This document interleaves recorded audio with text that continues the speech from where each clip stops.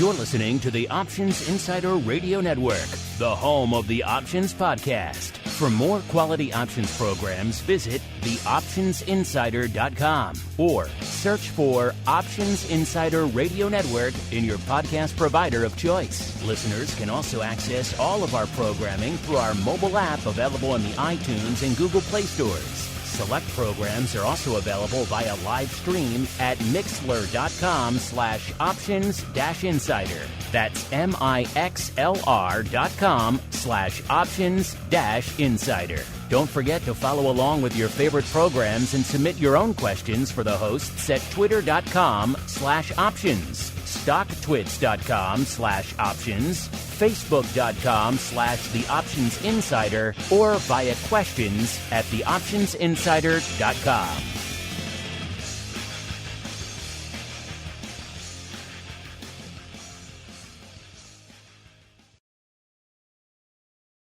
It is a dangerous world out there. Volatility is on the rise, and your clients' portfolios are under assault from a growing number of threats. Simple diversification is no longer enough to shield the assets under your protection.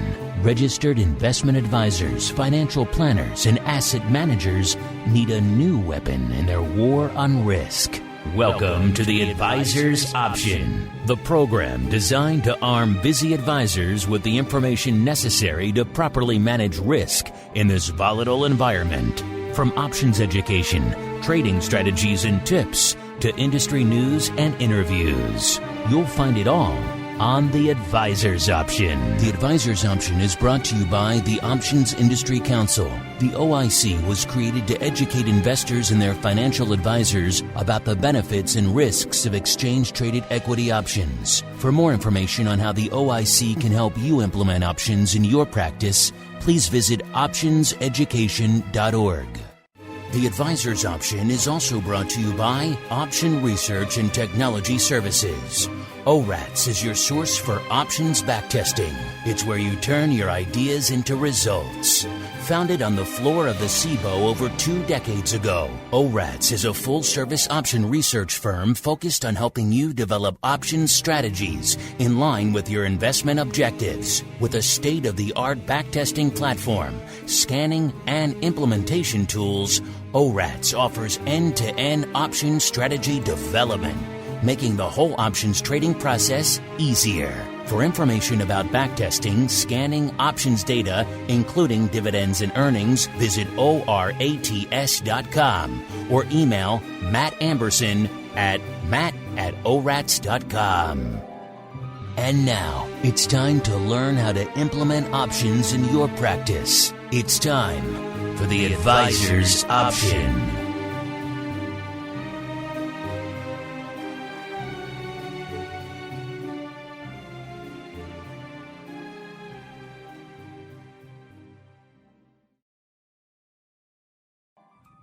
All right, everybody.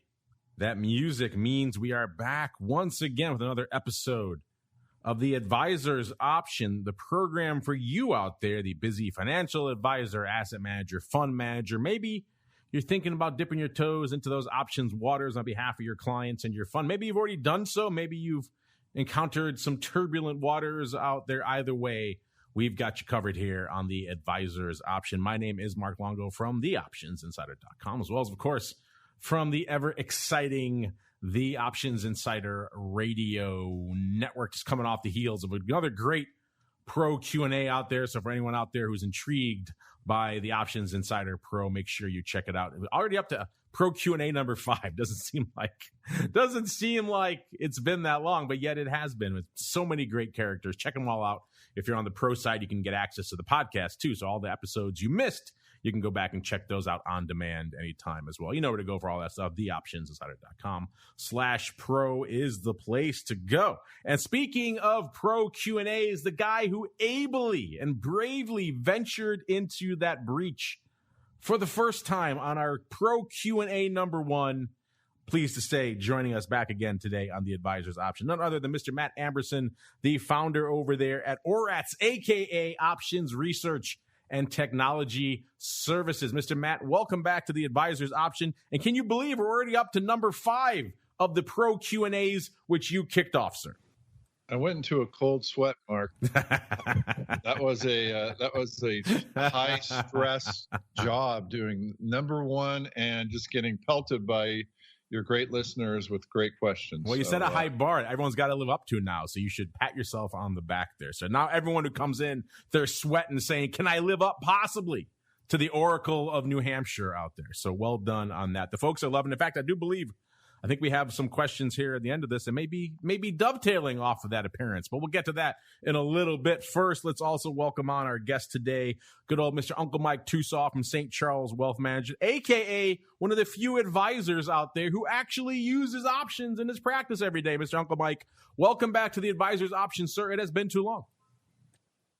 It has. Always a pleasure to be here to talk to my buddies and people that do the same things that I do, and there's not many of us. Not many indeed. You may be a little flummoxed. We've added some new segments since your last appearance, so you'll try to keep up as we head right on into the P&L statement. What the heck happened in the options markets since our last episode? Let's find out with the P&L statement. All right, everybody, welcome to the P&L statement. You know the drill by now. Ever since the pandemic kicked off, it seemed like we always spent some time at the top of the show breaking down what the hell happened since our last show, because it was always something crazy and unprecedented and just sometimes head-scratching and worthy of discussion.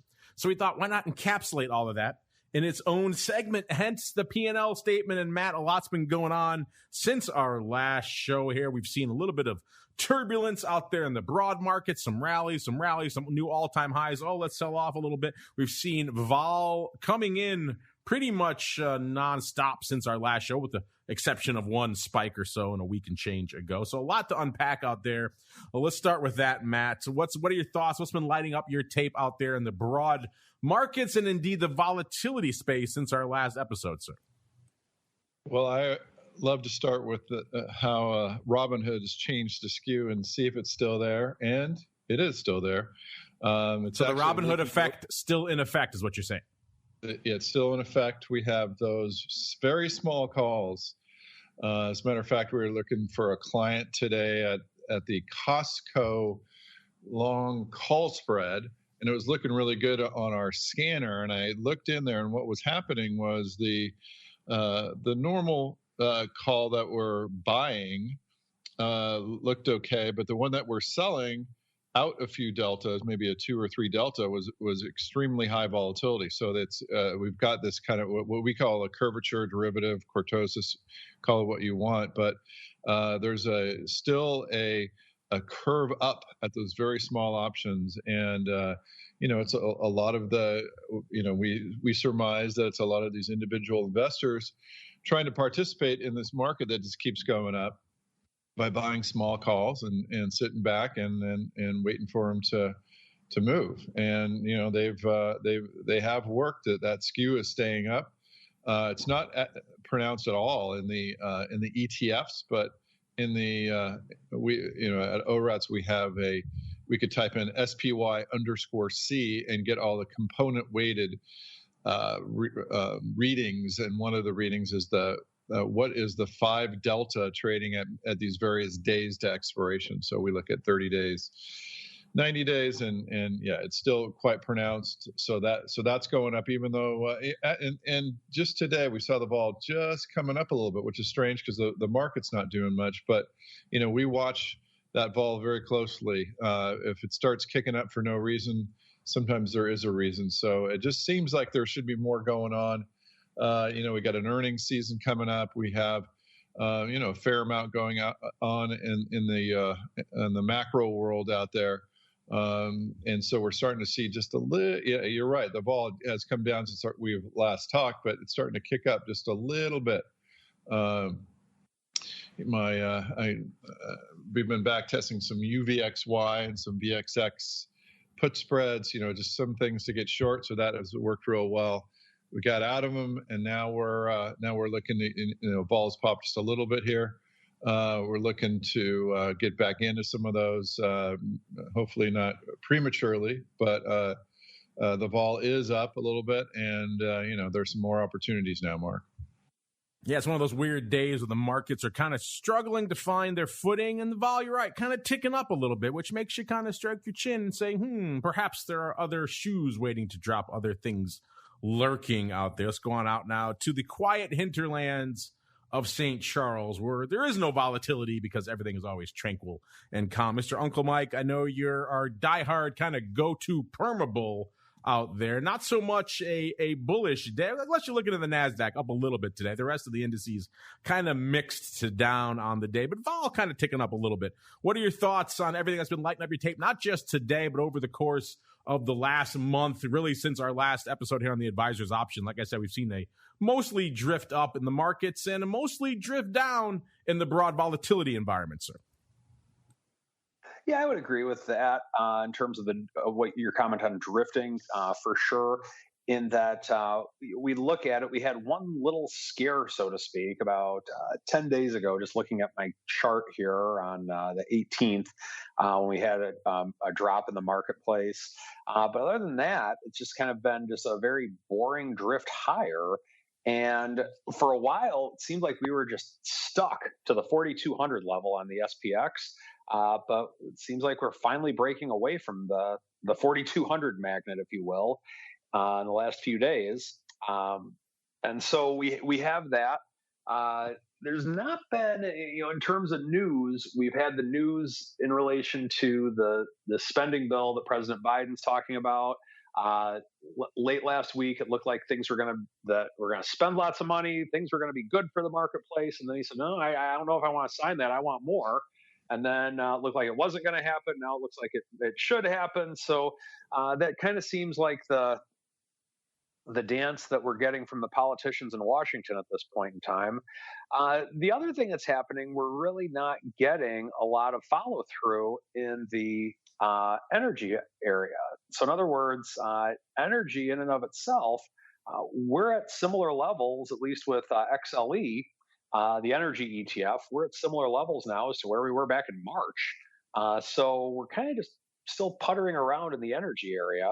And also, financials have been so insanely hot since the beginning of the year that they're kind of leveling off a little bit over the course of the last couple months as well. So, I mean, we had a little bit more of a rally going into early June.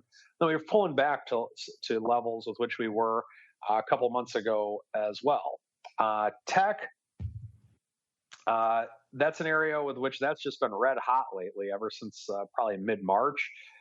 So we do have that. So from what I'm seeing on everything, in terms of the market going up and kind of drifting up rather slowly, we're getting exciting action, but different exciting action in different ways amongst sectors. So it looks like we're kind of rotating a little bit in terms of where we are in the marketplace. And then last but not least, my beloved 10-year note has been kind of sticking to that 1.5 mark for the yield on it. So we still have that. And, Bitcoin's getting hammered. And that's pretty much what I've been seeing the last month. Well, you kind of kicked off the whole Bitcoin hammering. You and Musk combined. You did the old 1-2, Uncle Mike, when you came out in your infamous rant and said you weren't in on the whole crypto. I think it was the very next session that it started selling off. So I think you could take some of the blame / some of the honor for turning around crypto, Mr. Uncle Mike. Well, me and my good friend Elon Musk, who has no clue who I am, I guess we work together. Yes, a combo of Musk and Mike. As we head right on into our next segment, it is time. Tail end of the season, listeners. It's time to sink our teeth in one last time before the wheel turns once again. It is time for the earnings volatility rundown. Earnings announcements can move markets, but what is the options market telling us about upcoming earnings events? Let's find out with the Earnings Volatility Report. All right, everybody, welcome to the Earnings Volatility Report, the segment where we break down all the data, all the numbers that Matt and his team over there at ORATS have been crunching for us since our last episode. They're so nice. They crunch all these numbers just for you folks, the listeners of the show and the readers of the website out there. And it's been shall we say, an intriguing season, Matt. I know you went out on a limb early, a couple episodes ago on this show, and you made that prediction that I made a few cycles before that, and I got horribly burned. So I kind of have pulled back from that one. And you went bravely out onto that limb at the beginning of this season and said this was it. This was the season that we were going to see the worm turning. We're going to see vol start to outperform compared to every other cycle since the pandemic, where it seems like volatility in a lot of these single names, from an earnings perspective at least, has been almost moot. No matter what happened, the vol would just come in after they announced. So, Mr. Matt, I'm curious for you. I'm sure our listeners are curious. What are your thoughts now on that prognostication as we near the end of the cycle, sir? Yeah, as we've talked about and been scratching our head for the last year now, there's just been so much more and other things going on than people looking closely at earnings and why earnings are changing and why and what's moving those stocks. And the option market continues to bid up earnings in the face of not much happening. But July has had that inkling of an earnings, a little bit more excitement, Mark. So I'm going to go out on a limb again. I'm already out here, so what's a little bit farther out on the limb to go to say that we're going to see some interesting fireworks. Let's just say I'm already seeing some of our calendars blow up a bit, meaning they're expecting some earnings-related volatility. The implieds of the month directly preceding the earnings date is much lower than the the first earnings month. So we're starting to see that Apple, Facebook, and a few others. Our scanner's been pretty hot identifying those, and so we've been looking at those. So, whereas the last earnings season, we still have that report up, only returning a loss of 26% on your straddles, which is very bad. Usually it's right around, almost right around a break even, whereas usually the win ratio is 40%. It was down at 28%. So it's pretty horrific last earnings. And even with the implied earnings moves coming down, from just trickling down a little bit, we're still seeing some tough times for buyers. So it just seems to me it's still the Robinhood effect. Like, the Robinhooders aren't looking at earnings that closely and not moving stocks based on earnings. So I'm thinking that's trickling into the earnings, and also there's a lot of the other stuff that's going on. COVID related, macro related, has really the micro earnings moves. We've been seeing that lacking in the last year, but it's got to come back sometimes. The people out there setting these markets, they're worried. So let's see if this next earnings, sometimes July has been quite a month for earnings, and I think it might be this time too, Mark. Well, we keep making that call. It's got to happen sooner or later, right, Matt? One of these days, one of us has to be right. It has to turn around. The worm has to turn. Hey, we did get Nike right at the tail end of this cycle, kind of blowing the cover off the ball to extend the sports metaphor out there. So maybe that's a sign. If we can read too much into that one report, perhaps that's a sign of things to come. As you mentioned, Matt, overall, the season, not exactly a home run out here for vol buyers, averaging out. So looking at your latest report, and again, you can check these out for yourselves, all for you folks, for free listeners. TheOptionsInsider.com is the place to go. Click on that options news and articles tab. You get all of Matt's team's latest reports. You can always head over to orats.com. Check out the latest and greatest over there as well. Averaging out to a 74% this season, listeners. So if you bought a basket of all the earnings vol out there throughout the entire season, which would be a pricey basket, you would have returned about 74 cents on the dollar. So obviously not exactly a bonanza for vol buyers. The worst week was week 2, 51%. You got cut pretty much in half. The best week was week 5, 96%. So you almost broke even. That's things are crazy when people get excited about almost breaking even out there in the world of all things volatility and everything else. But now it is time for us to keep rolling, listeners. You folks love your education out there in the advisor space, and what better time to revisit a classic, what we have called in the past the Holy Grail for financial advisors. What are we talking about? Let's find out in Options 101. It's time to learn how to use options to manage risk and generate additional income for your clients. It's time for Options 101.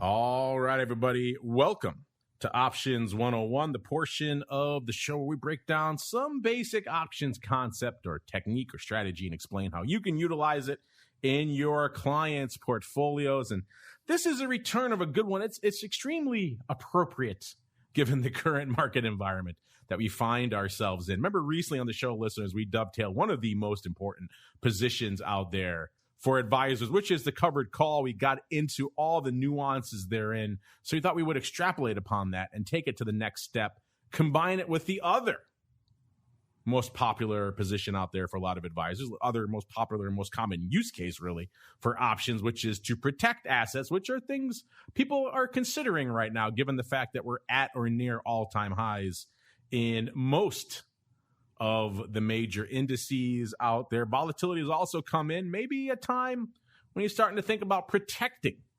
those positions. And now we get to a position that is pretty much a combination of the two things advisors like to do most when it comes to options, aka the covered call and the protective put. What if we took them both and we just combined them together like Voltron? We formed something new and cool from the pieces. And that's what we're talking about today.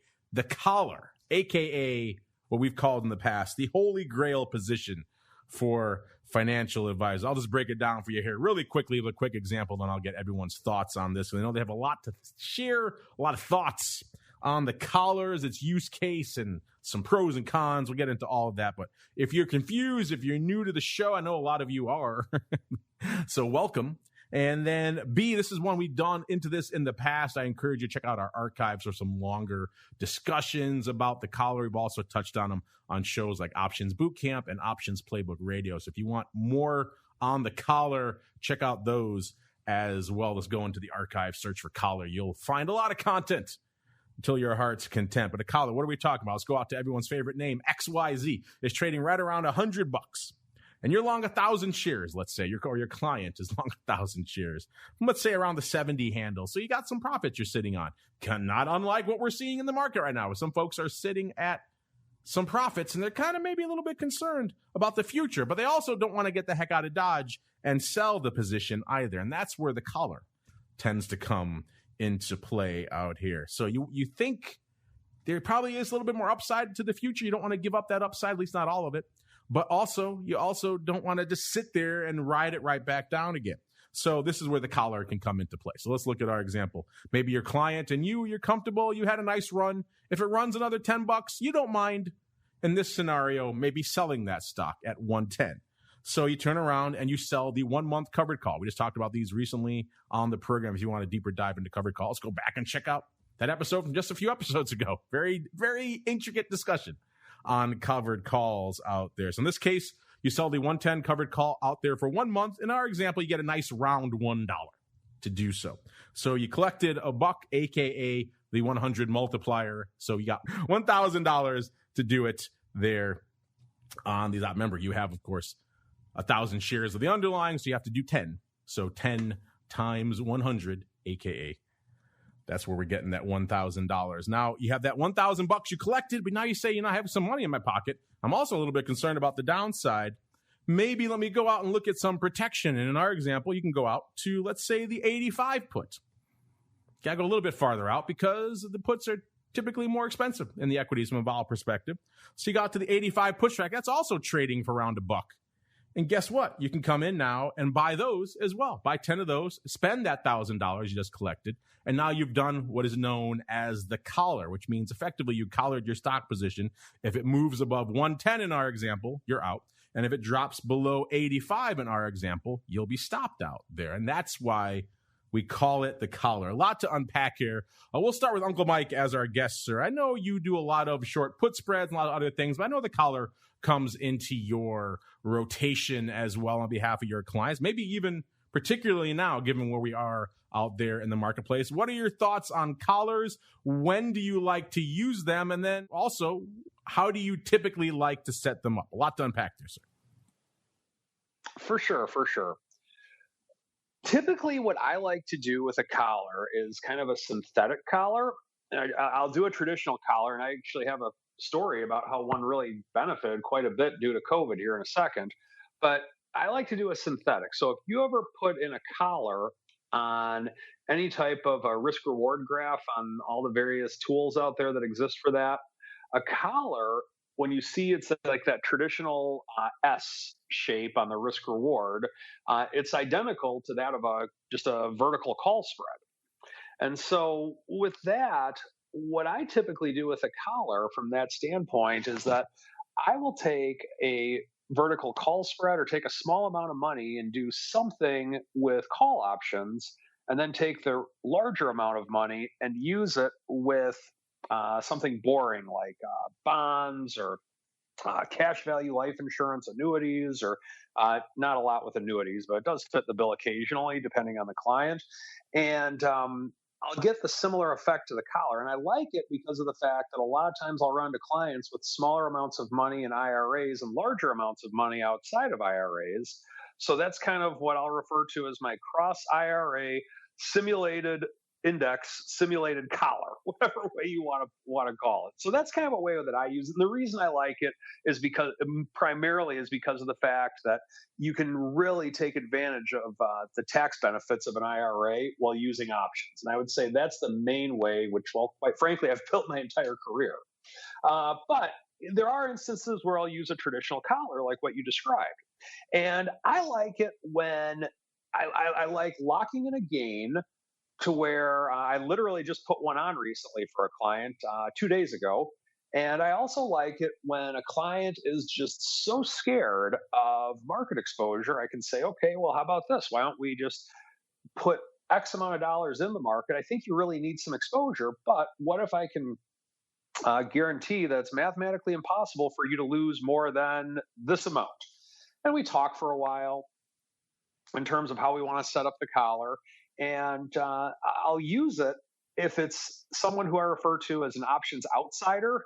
And I actually did start using these terms before the network, Mark. So I have options insiders, which are 98% of my clients, and options outsiders to where people who just don't use the option product that much or are not very familiar with it. But I would say my lawyers will be contacting you after the show, sir. I'm just letting you know. Got it. So anyway, but with that, just kind of something I'll refer to in talking to other advisors. I don't use it for any financial gain by any means. But what I'll do with it is for clients that are just really concerned with it, I'll put on a 1-year collar. I'll just say over the course of the year, you're either going to make 10% or you're going to lose 10%, or somewhere in between, but we don't know where. And I'm typically not very active with that, in that I'll wait till closer to expiration to where I can get out of both options for a real small price, or I'll let it get called away. And unless I have something to where it's just a total no-brainer type of situation, then I'm not going to be very active whenever I'm using a traditional collar. Now, here's a time to where I was pretty active with it. I had a client, and one of the collars that we had was XLE. And he was an options outsider, very much an options outsider. And so he was very concerned with downside risk. And so when we went into COVID, I think we got into XLE in probably like the mid 60s, something like that, when we actually first put this on. Please don't quote me on the numbers. I'm not trying to do this, just kind of give you an idea of this. But during COVID, XLE actually got down to, and I'm just digging up a chart here, we actually got down to the low 20s. So we went from the mid 60s to the low 20s. So for every $6,500, we have pretty much a $4,500 put option sitting there. And we only have like $2,000 worth of stock left. And so at that point in time, I called the client and I said, you know what? Am I guaranteeing that XLE is going to go much lower or can't go much lower? No, I'm not going to give you that guarantee. But we've literally, initially, we've had a $6,000 allocation towards this position. Now we only have probably a third of what we originally had on. So we've essentially taken away 2/3 of the risk because this just went down so darn fast. And so we talked for a while. I'm like, how about we just make this, instead of a collared position, let's just turn this XLE into a buy and hold position at this point in time. And let's take profit on these put options. And so what we did is we bought just a basket full of stocks with the profits from the puts. It was very diversified, a bunch of different stocks. We talked about it. This wasn't just a 2-minute phone call. This was several hours of talking and doing a bunch of things with it. But what that did, that collar offered us the opportunity to diversify, change the position because the allocation, the exposure to XLE became so much less. And we bought a bunch of stocks. And as everyone knows, after COVID, the market went way up. And so we benefited quite a bit from that. So with that, XLE is trading not very high again, but we've benefited from all those stocks that we have going up. So recently, I put the collar back onto XLE. We're going to do a nice, long, boring collar, so that way the client has his protection on. He has his risk management in place. And it's beautiful because of the fact that if for some reason we have something crazy like that happen again, like COVID, or, well, of course, who can forget the day that oil was trading in negative numbers? That was kind of crazy. If we have another crazy year like that, I don't care because the put option's in place. And if XLE does go way down again with this specific client, then my plan is to take profit on the put when it's along those lines. And we'd probably do something along the lines of what we did before. So those are some of the ways with which I like to use collars. I think that they're important. They're a vital tool to have as a financial advisor, just because of what you can do with it. Another story I just thought of, I had a client a few years back. They owned Apple at an extremely low cost basis, but they didn't want to sell Apple because they lived in California and they wanted to make sure that they didn't take the tax hit, and they still liked Apple. But Apple was several $1 million, and it was a vast majority of their net worth. So what I did with them is we set up a collar, and we set up with a strategy in such a way to where I said, okay, I can get you roughly 70% of the upside, and when Apple goes down, we'll have roughly 30% of the downside. And it worked. We did a really good job with that, but eventually they left, and their rationale was we want more than 70% of the upside. And so I'm like, well, I can't quite keep up with that. So we departed the best of friends, and hopefully for their sake, they've held on to all their Apple, and hopefully they're still collaring it in some way, shape, or form. So I think the collar is a phenomenal tool to use as a financial advisor. And I would say that with the fact that bond yields are so low right now, stocks are at all-time highs right now, I think the collar, or a concept thereof, is just a vital tool to have in the financial advisory space. AKA the Holy Grail, some might say, for financial advisors. Mr. Matt, you must get questions about this all the time. I'm sure a lot of the advisors and asset managers who are coming to you, even the retail coming to you over there at ORATS, are probably very intrigued by this position. So you've probably done 1 or 2 back tests on the collar over there at ORATS. What do you have to share with our audience? What are your thoughts on it? First off, the utility, do you like them, or maybe not a fan? And then B, if you are going to use a collar, what is your optimal approach, sir? Yeah, so it's a very good tool. You have to break it down into its parts is my first bit of advice. So you're long a put, and we know that being long puts are very expensive, and you're short a call. And the problems with being short calls is you don't get to participate as much on the upside. You've owned these stocks, you own the market, and when it starts running, you want to participate. So we like to look at it. We like to look at it in its component pieces and backtest in its component pieces. Show clients what to expect on each side. And generally what we find is, and I've talked about it on this program at length, is the put, a longer term, way out of the money put, maybe overdo it, meaning if you have 100 shares, maybe you buy 1.5 or 2 puts to every 100 shares. If you're buying this, 500-day 5 to 10 delta put, you can generally buy those and have a lot less decay.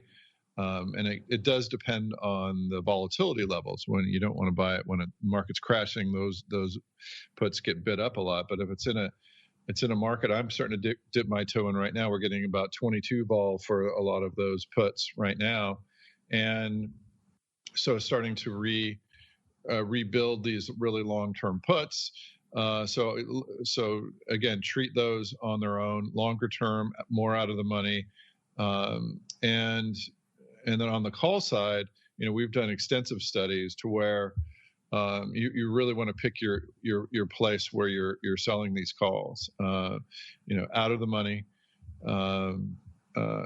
It doesn't matter whether it's earnings related or not, but you have to get a good premium for it, or otherwise it's not worth it. We measure what's called spread yield, which is the option price divided by the stock price. That has to be a certain amount before you even want to be selling those calls. So my advice is to back test it based on your underlying holdings that you have, and only sell those that have enough premium for the calls.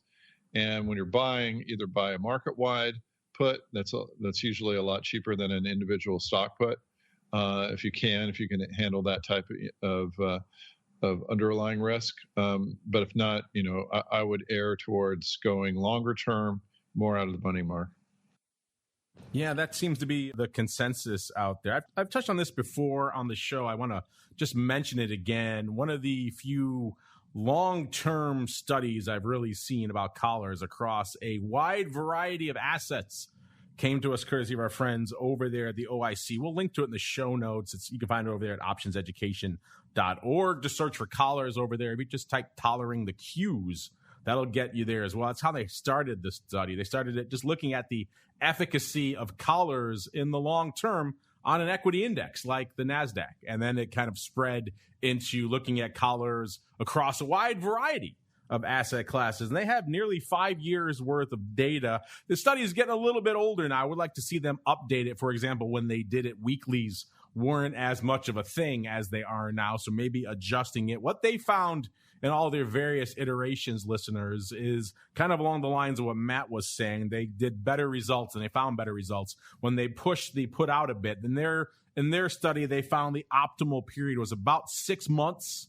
Again, it's going to change depending on what you're looking at, your frame of reference, everything else. But they found for their usage across a wide variety of assets, they did a 1 month, 5% out of the money covered call. Again, weeklies might make that a little bit of a different story. But at the time, 1 month, 5% out of the money covered call. And they paired that with a 6 month out put. I forgot exactly how far out of the money they went with the put. We'll have to look into that. Obviously, it's going to change a little bit depending on the underlying you're looking at. And they have results across a wide array of asset classes. People usually think, oh, collar, that means, like Uncle Mike was just saying, I'm probably going to underperform if there's a dramatic upside, and maybe I'll outperform a bit to the downside. What they found is that collars are actually far more competitive from a total performance, analysis than you might initially assume. Obviously, from a risk-adjusted perspective, they blow the doors off. But the old saying, you can't eat risk-adjusted return. So even from a cumulative return perspective, they were surprisingly effective. Look at this. In this period, they studied the S&P.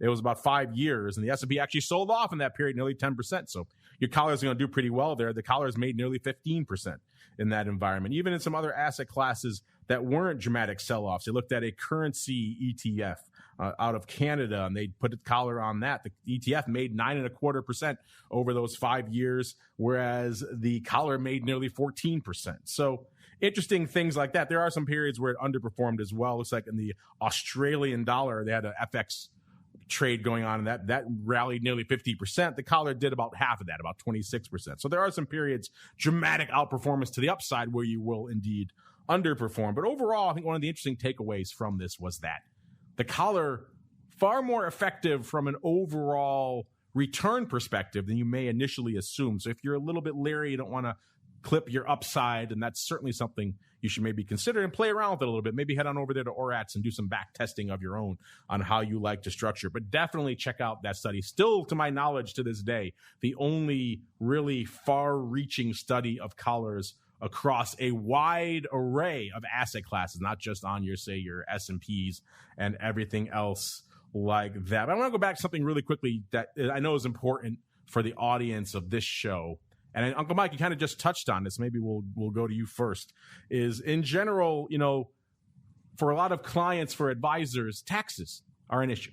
And so they come to you and say, hey, like in your example, they want to collar this position, but they don't want to pay the taxes on it. So I'm curious for you, Uncle Mike, when you're setting up a collar with those kind of restrictions in place, does it change the game for you at all? Does it make you maybe move because obviously the covered call portion is the part you're going to get in trouble with there. Do you maybe move that a little bit farther out of the money? Do you maybe more aggressively babysit it when it comes to rolls? How do you make that tweak for clients out there that are a little bit more tax sensitive? Well, step one, I think you need to see how much IRA money is available. And let's say, for example, I'll just oversimplify it. Someone has $100,000 in a stock with a big capital gain built in, and they have maybe $20,000 in the IRA. First thing I would do in a situation like that would be along the lines of trying to set up some type of a simulated put spread or something along those lines within the IRA. So that way, let's say that the stock does just tank, then you can take all the profit you want in the IRA. And if the stock tanks, you essentially just gave yourself a free IRA contribution because of the fact that you're going to profit that much on the puts within the IRA. Now, what position to set up, when to set up, how to set up, we can talk for hours on that one. But essentially, you can buy puts and sell call spreads within the IRA. And if you have that choice, my opinion is that's the best way to go if that's available. Now, let's say it's not available. Then the first thing that I'll do is I'll tell clients, I'm going to aggressively babysit this collar, as Mark Longo put it. I stole another one from you, Mark. I'm going to use that one for sure. My lawyers are going to be busy today. They are. But I'm going to aggressively babysit that. But with that, you do have to be prepared for the fact that these stocks could get assigned at any point, or that you could get exercised at any point. That is out there. I warn them of that risk. Sometimes you can even get called away on an out of the money call. That's the technical term that I use for that. Although I've had it happen to me maybe 3 times in 20 years, but it does exist. It's called stupid exercise. Someone on the other side of the trade is stupid, so they exercise an out of the money option. It can happen, and it does happen, but it is very rare. So I warn them about that. And the other thing that I'll do is I'll say, okay, then perhaps we can sell a call spread. So that way we won't get as much income on the call side of it. But if the stock does run to the high heavens, then you can still have that protection to the upside. And they'll say, well, but then we still get called away? And I'm like, yes, you could.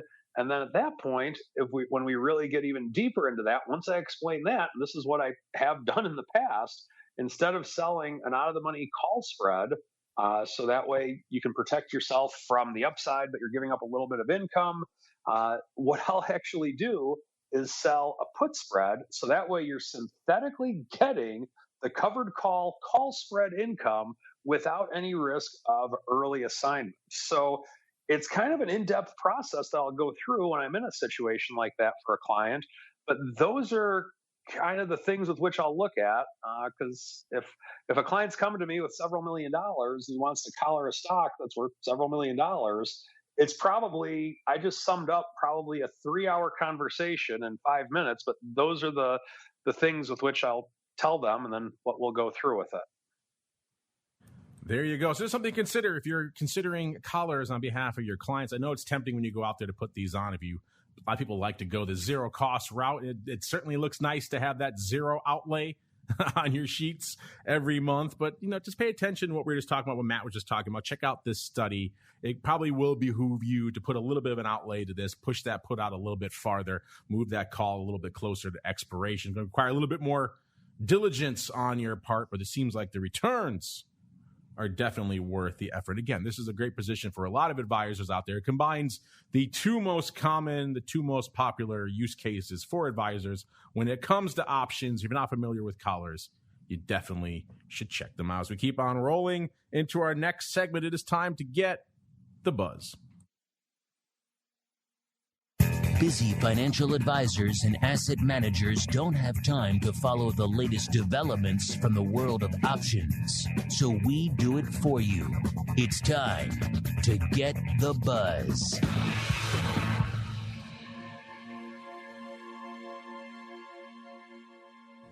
All right, everybody, welcome to the buzz. I know we got some good questions, listeners lining up as well, and make sure we get you guys on. So we'll take a quick segue, quick sojourn through the buzz today. But then the big story everyone's focusing on these days from the world of options, and certainly coming into this year and now heading into summer, it still is the big narrative out there, is whether the party can continue. And by party, I mean, of course, the options volume explosion that we've seen hitting the tape pretty much month in, month out since the pandemic first kicked off in earnest back towards the early portion of 2020. Coming into this year, the first quarter was the busiest quarter in the history of options. Pretty much every month was a new record out of the gate out there. So it seemed like the year was roaring in. Of course, we had the GameStop madness and everything else really fueling a lot of that. And now the numbers are available for May soon.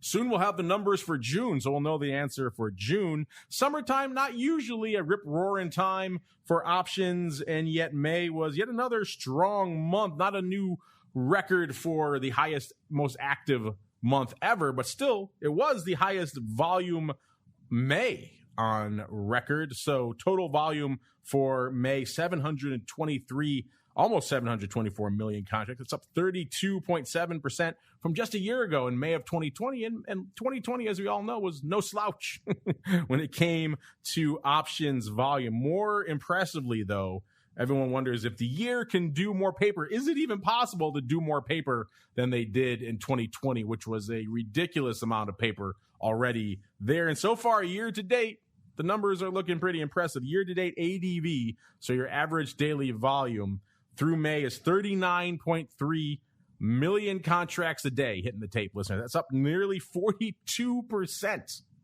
from this time last year. So at least so far, through the first half of the year or so, the answer appears to be a resounding yes to can that party not just continue, but grow in leaps and bounds. Now, Matt, I know one of the interesting questions, you talked about the Robinhood effect at the top of the show. One of the interesting questions is, can retail keep playing? Can they keep coming to the party en masse the way they have been when they were locked down at home during the pandemic and they had nothing to do but trade? I know you monitor a lot of this data as well. So what are your thoughts, A, on the numbers come out of OCC, and B, what are you kind of seeing anecdotally behind the scenes over there at OCC? Does it jive with this, or you think maybe things are going to quiet down a little bit?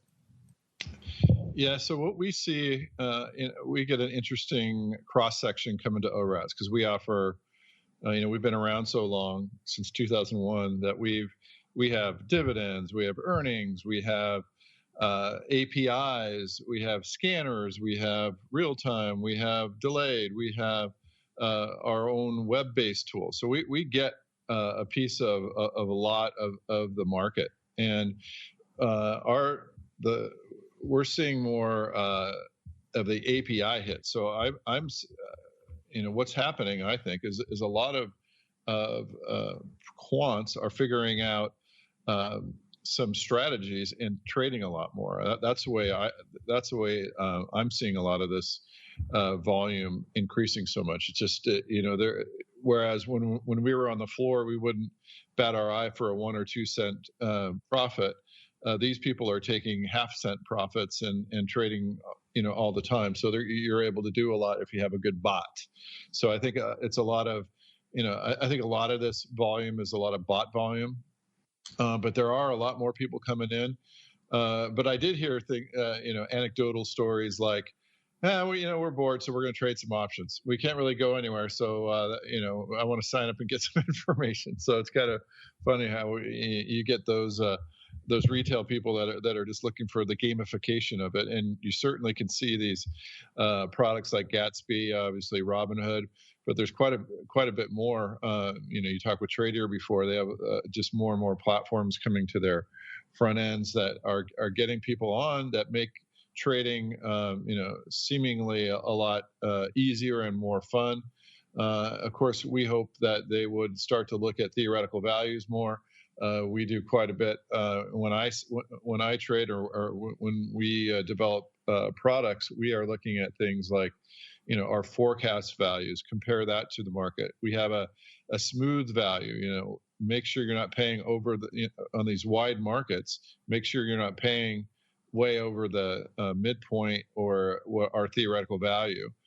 We have distributions based on historical that we create theoretical value. So before you trade on ORATs, where the edge is. And so I'm afraid that some of these gamification front ends are bringing people in, but that won't last long. I mean, it's been very bullish, and these people tend to be long.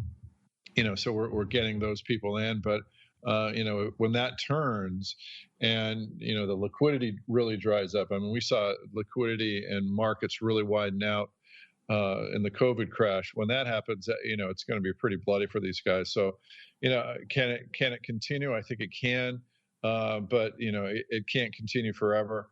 These people have to get a little bit more sophisticated with their tools, and hopefully the platforms could help these people, have the longevity needed by a lot of research, of course, back testing, and not only back testing but good scanning features. Mark, I like that. Measuring the API hits, seeing what's going on the back end. Let's see what's going on with you folks now. You wait patiently for your questions every month. Let's get to them. A little bit of the old office hours. It's time to answer your pressing questions about options. It's time to start our office hours. You can become a part of this segment by leaving a question on theoptionsinsider.com, emailing us at questions@theoptionsinsider.com, or via social media at twitter.com/options, facebook.com/theoptionsinsider, or stocktwits.com/optionsinsider.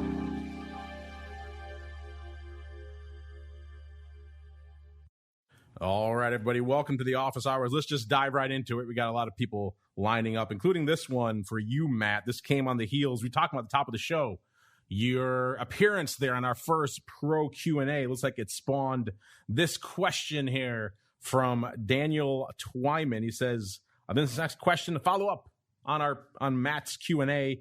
He said Matt was talking about, quote, overlaying strategies, and you also mentioned Chris Cole. He said he looked him up, and he sees they do some high-level trades to protect portfolios during major downside while staying diversified and seeking quality stocks that are non-correlated and keep your portfolio going up even if it is slow and steady. He says he talked about selling an in-the-money put and buying an out-of-the-money put, which is like selling an out-of-the-money call and buying an in-the-money call. I wanted to get more clarity on that trade and how we can overlay that strategy with other trades such as put credit spreads, butterflies, etc., when uncertain about market direction and just seeking to hedge and lock in profits during those periods of uncertainty. Let me go really quickly. He has an addendum to his question. This is an epic one. While we're on the topic of overlaying strategies, a favorite trade I use often is doing calendar spreads in SPX, usually about 30 days out, when the new weekly expirations come out on Fridays, and I strive to build a zero delta position, usually starting with at the money and going in 25-point intervals,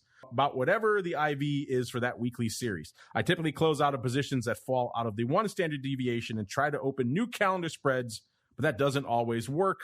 Wanted to know if you knew of any strategies or positions that could be added with different expiration dates and strikes that could complement a trade like this when markets are turbulent and there are struggles, I should say, to keep a zero delta portfolio. Sorry for the long, drawn-out questions, but I'm a student of the game and love learning about derivatives and ways to use them under all market conditions. Well, Dan, Usually I cut you off at one, but you're one of our pro members. And also, that was a good question. We like to let you go a little bit when you have multiple points. So, Matt, this one's for you. I'll let you go at it first. A lot to unpack here. Overlays, selling in the money puts, as well as calendars. Take it in any order you want, sir. Well, first of all, let's just take a minute. That is an awesome question. And kudos to you, Mark, and all the people that come on to educate these people, because there's a lot of learning that Dan's done. And so this is great. So, let's talk about that in the money, out of the money put. He's correct. I mean, I have that strategy. It tests really well. It's just being long. SPX, it's a good way to do it. It's essentially a poor man's covered call in that, when you're selling that in the money put, you're getting a lot of premium up front. And that is akin, and doing that spread, the flip side of it is a long, in the money call spread. So you're doing, you could look at it as a call spread or a put spread, but you're essentially selling the upper strike vols and strikes and buying the lower strikes. So that like I said, it's akin to a poor man's cover call. So it's a good way to get long. And what it also does is it gives you some income, and it also protects you on the downside, since you're not just long an underlying like SPY. You're doing it's almost a collar position actually. So I like that position. We back test that. That's definitely one that when we test for people, we put that one in the mix. And then but you're long, and we want to have, I like to always have that protection on the downside. So I like to look at these out of the money puts, of course. I keep harping on that. So you have some of those. And then what you'll find in the back test is that that type of position does well in almost all markets, except for 2018. What happened in 2018, especially the December portion, is the market just kind of trickled down or slid down without an appreciative vol increase. So what happens when you're long those out of the money puts and you get a vol increase, the market doesn't even need to go near those puts, and you make a lot of money. Well, in 2018, you didn't. So since then we've added what's done really well is that type of calendar spread. So, Dan's really on it. Like, the calendar works well in 18. So, especially if you have some type of you can visualize a payoff picture that looks like a peak, and then it going down to someone's hair that goes down on their shoulders. So and it looks like a butterfly in a sense, but you're justifying that down, maybe 5%, 10%. So if the market drifts down for that calendar, you're going to do well. So basically what Dan's saying here is you have, a typical long strategy that's like a poor man's covered call, which is the in the money, selling the in the money put, buying the out of the money put. And then you also have, I at least have way out of the money puts that does well during these crashes. And then you have something that does well in 2018, and those other times when the market just kind of drifts down, which is the calendar. So, he sounds like he's hedging. He sounds like he's got an overall long strategy and something that could profit, what Chris Cole calls, of Artemis, by the way, calls crisis alpha. So when things really hit the fan, he's got some way out of the money puts.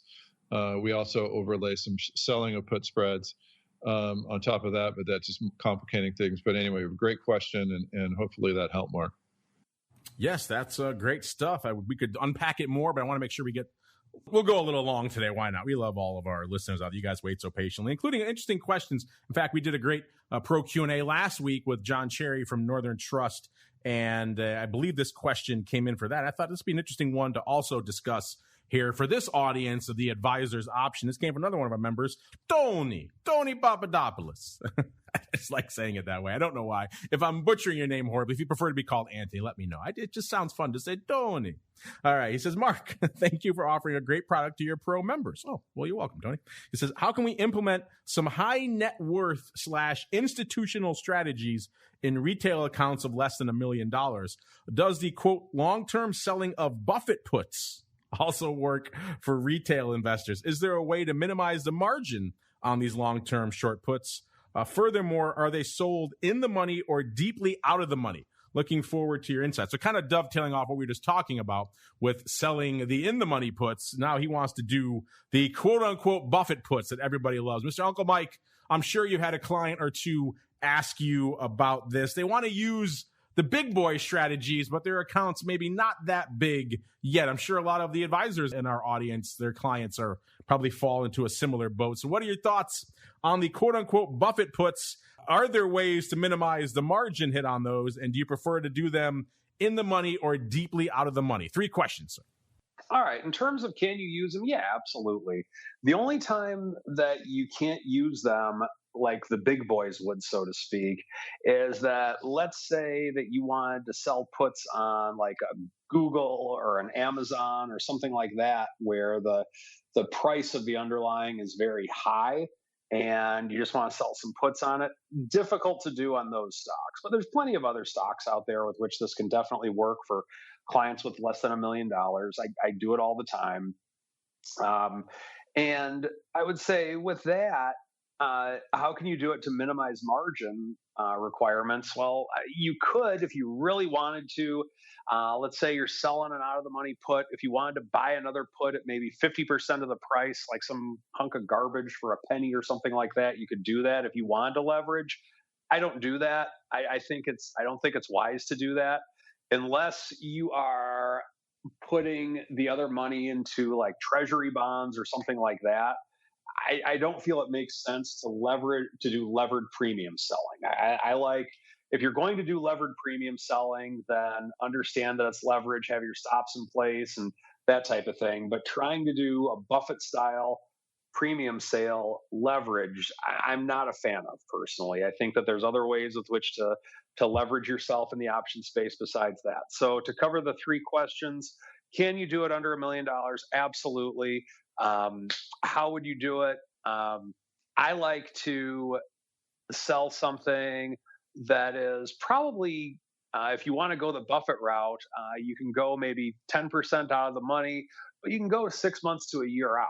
And that way you can say to your client, well, look, we just got paid for buying this stock on a 10% dip. And if the stock is volatile enough to where that can be of a good position for you, then great. If not, then there's plenty of stocks out there that are. So to answer the listener's question, I think that's kind of the way with which I look at it. And once again, I'd really recommend not leveraging yourself with Buffett style puts. Mr. Matt, anything to add here for Tony, who wants to know all about Buffett puts, sir? Yeah, I would echo a little bit of what Mike says. But there are put spreads too that you could do on these names when they get so high priced. But what we're seeing as well lately is that these puts don't have the skew in them. So if you know anything about skew, find an option. The individual names, the skew is not there. The SPY, now the skew is coming back quite a bit. But you could do a put spread, but then you end up being a buyer of skew. So if you're going to do a put spread, you want to get something a little bit flatter. So that's all I would add to that, Mark. All right. We went beyond our allotted time. We probably could go longer, but I can't hold these guys here forever. Good questions, everybody. Everyone always asks about the margin side. To the end of the day, the only way to really clip your margins, what Matt said, you buy something, do the put spread against something like that, then you're buying skew, so you have to be comfortable with that. But if you want to skate on the margin, you have to have something else to offset it. And so That's usually where the put spread comes into play. But great questions, everybody. Before we go, let's go back around the horn. Let's start with you, Mr. Mike. If folks are intrigued, they actually want to talk to a real live advisor who actually uses options day in, day out, where should they go? What should they do? A couple places. And I'm in this for I believe in the progress of the business. So if you're an advisor, if you want to ask me some things that I do and ways we can talk shop, and if there's any way I can help another advisor, I'm happy to do that free of charge, because quite frankly, we need more advisors that do options. Feel free to contact me. Or if you're a client that wants to invest with me, by all means, you can call me too. But you can follow me on Twitter at Mike TOSAW, TOSAW, or visit my website, stcharleswealth.com. You can get my information on how to contact me there. And this is a product and a business I am very passionate about. I've built my whole life around it. So feel free to reach out to me. stcharleswealth.com. Give him a follow on the old Twitters as well, at Mike TOSAW. And while you're over there on Twitter, he's easy to find. He's just Option Rats, all one word. Pretty memorable title. Mr. Matt, if they go to Option Rats or perhaps to orats.com, what will they find, sir? Well, I just want to say for Mike, that's a great, I echo that. I mean, and I'm sure you do too, Mark. We're in it for the love. We've been in it for so many years. And, we're long-term players in this, and we trade and we have our clients trade. We want success across the board. So if you come over to ORATS, whereas Mike will give you some hand-holding and talk you through some things. ORATS has the tools, the back testers, we're working hard on our scanners right now, auto traders. Once you do get a scan that you like, we're setting it up so it could alert you when certain things happen. So there's a ton of stuff going on. I mentioned the APIs for people that do it themselves. So there's a ton going on at orats.com. Mark, I'm going to announce it here. And then the next couple of weeks is a new ORATS website. So we'll have to let you know when that launches. Didn't you just upgrade your website not too long ago? You're on the cutting edge, the bleeding edge over there, sir. Yeah, it seems like, but it's already 4 years. Really? Oh, okay. Yeah. I guess, time flies. In the web terms, that's like 100 years. So yeah. I don't wish website redesigns on anyone. I know how fun they could be. Something always happens to gum things up. But stay tuned for that. Check out the new and improved coming soon. Orats.com. ORATS is the place to go. You know where to go, listeners, for that collar study I was talking about earlier. A lot of great research and education for you, the advisor out there. It's optionseducation.org. It's the homepage of our friends over there at the OIC, a.k.a. the Options Industry Council. Check them out.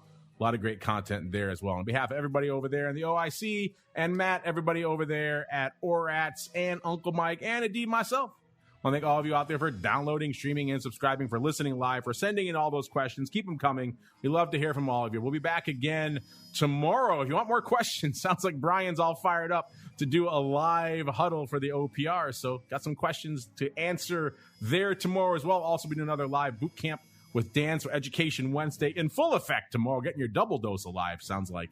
Tomorrow, Thursday, of course, we've got TWIFO and episode 2 of the Option Block. Friday, of course, Volatility Views. And for you pro folks out there, Options Oddities. Then we kick off, hard to believe, we're kicking off another month already into July, which means there'll be another episode of The Advisor's Option.